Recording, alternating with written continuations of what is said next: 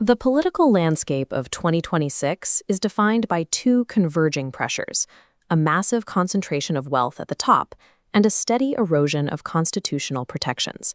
For most people, this creates a profound sense of alienation. It is the feeling of living in a system that claims to be of the people, while acting almost exclusively for the benefit of a few.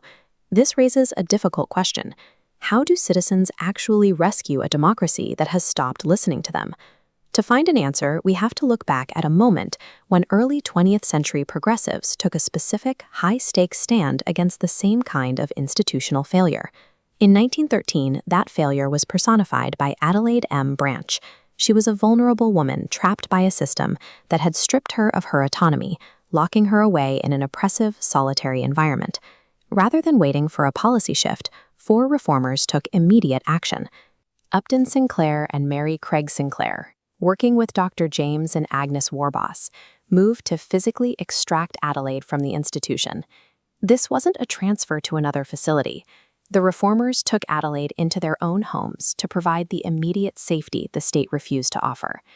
The Sinclairs housed her first, stabilizing her situation before coordinating with Dr. Warbass to oversee her medical and psychological recovery. This was more than a gesture of charity. It was a physical manifestation of their political worldview, a refusal to let an institution discard a human being.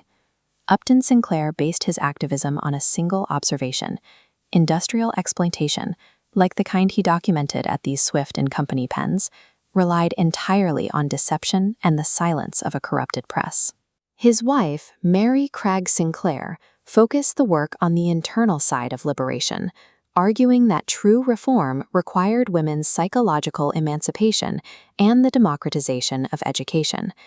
They applied these principles to Adelaide by rejecting the official story of her instability and instead giving her the tools to document her own experience. Their approach focused on dismantling institutional lies. They believed that if you provided a victim or a society with unvarnished truth, they could begin to find their own way back to health. Once Adelaide was out of the immediate crisis, she was moved to the care of Dr. James Warbass. He was a pioneer of cooperative medicine, a framework designed to function outside of both predatory capitalism and state bureaucracy. Agnes Warbasse provided the organizing power. She saw feminist mobilization and international solidarity as the necessary foundations for any lasting social reform. They integrated Adelaide into a collective, cooperative environment. In their care, her progress wasn't measured by compliance, but by her ability to regain her own agency through shared work.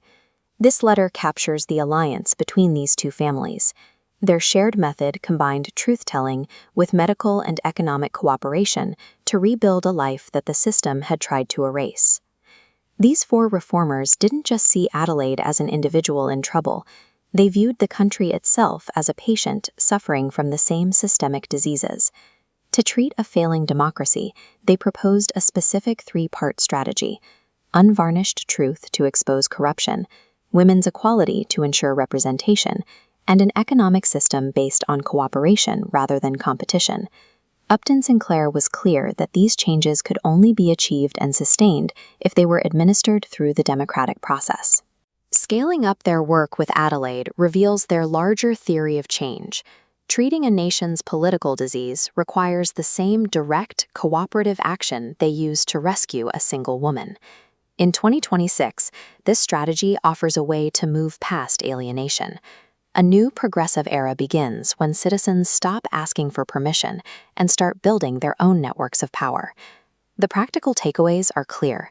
We must build mutual aid networks, organize cooperative economic models, and demand a healthcare system that operates independently of corporate interests. This work must place intersectional women's rights at the core of its framework, following the lead of Craig and Agnes. The Constitution is saved only when Americans choose grassroots cooperation over systemic exploitation.